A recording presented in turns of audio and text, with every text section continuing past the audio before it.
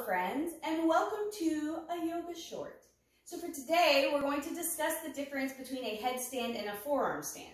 So for a headstand, there are two ways that you see the most shown ways for you to get into a headstand.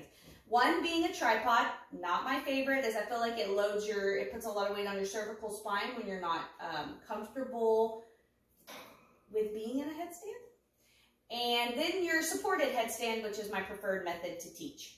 And then I'm going to show a forearm stand. So we can see all the three differences. So for a tripod headstand, we're going to take the top of our head, the crown down. Remember that, crown down.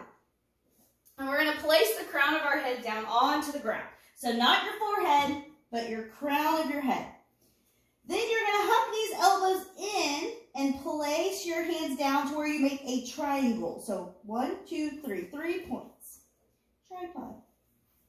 Straightening the legs here. We're going to walk our legs in, and you're going to take one knee to one arm and the other knee to the other arm. So you have these little shelves, these arm shelves. From here, if you get here and you feel comfortable, you can really engage the core and lift up, and you can straighten all the way up to a headstand, keeping all 3 points, your weight distributed between all 3 points, and then go ahead and slowly bring it down. So the reason I don't care for tripods is it really loads that cervical spine. It can be very scary. And I also don't trust it with movement. I don't feel stable enough to do a lot of movement, which is going to bring us to supported headstands. Supported headstands are my favorite. You still have the points of balance, and I feel like this is where the confusion between a forearm stand and a headstand get kind of jumbled in.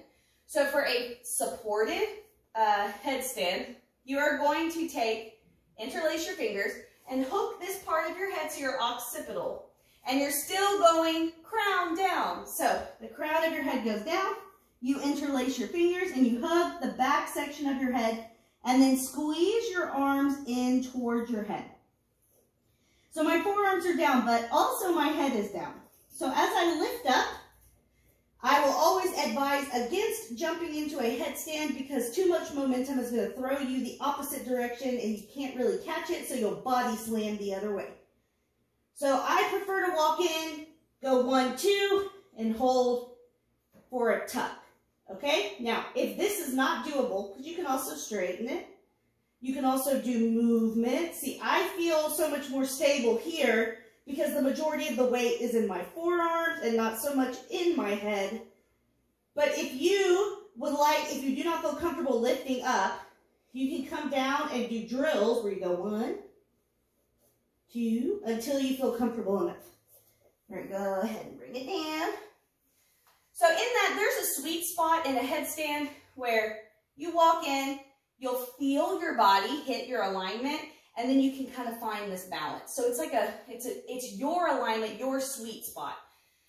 And it's going to stack. That's how you find that balance. If your alignment is not right, you're going to either fall all the way down, or you're going to fall the other way, or you're going to overcompromise in other areas and risk injuring yourself. So, a forearm stand. This is the misconception. When you are in a forearm stand, your forearms are down and you lose that third point of balance. So your head is up, your forearms are down. You do not want any part of your head touching the ground. So sometimes you'll see people jump into a forearm stand, their head winds up on the ground like this, and they're like, forearm stand. That's very scary. Number one, I have personally done that with glasses on, and it dug into the bridge of my nose. I've hit my face so hard that I thought I broke my nose.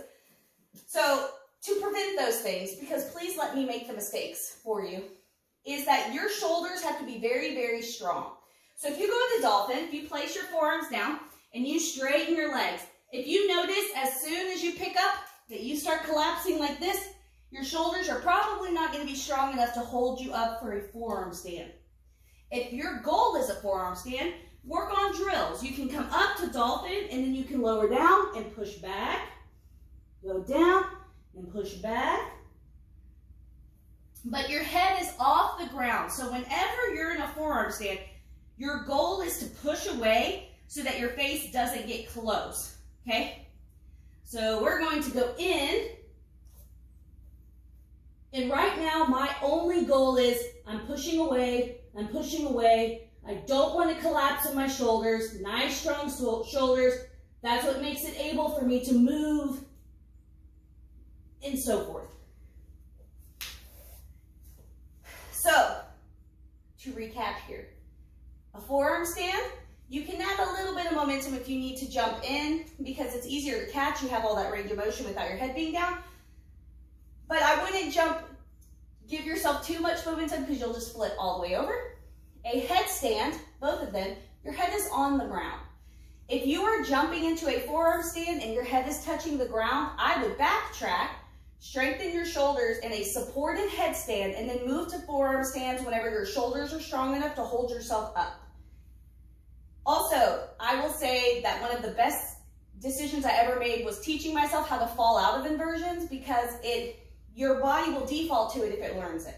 So for a headstand, this is why you don't want momentum. Because you don't have that range to catch yourself like in a forearm stand, if you jump in a headstand and you can't catch your momentum, you're gonna go and body slam. And I mean, it's not the worst thing, but it's not the funnest thing. So if you feel yourself correcting that way, just go ahead and bring yourself back down the other way. So if you're here and you go here and you bring it all the way up and then you start falling this way, just bring a leg down and come this way. For a forearm stand, it's a lot harder to catch that way and bring it down because you have all that extra movement because your head is lifted, but you can cartwheel out. So if I go into a forearm stand and I'm going to fall, okay, so let's say I just start losing it, I'm going to take a leg down, and I'm going to cartwheel out of it. I hope that this helped explain the difference between a headstand and a forearm stand, but also I'm ADHD, so it could make absolutely no sense to you. If you want more tips or you want more help or you have a request or anything like that, let me know and we can talk more about it. If you want more drills on how to build up to inversions, I'm here for you. Let's have some fun while I'm stuck at home, okay? Thank you for joining me. Namaste, friends.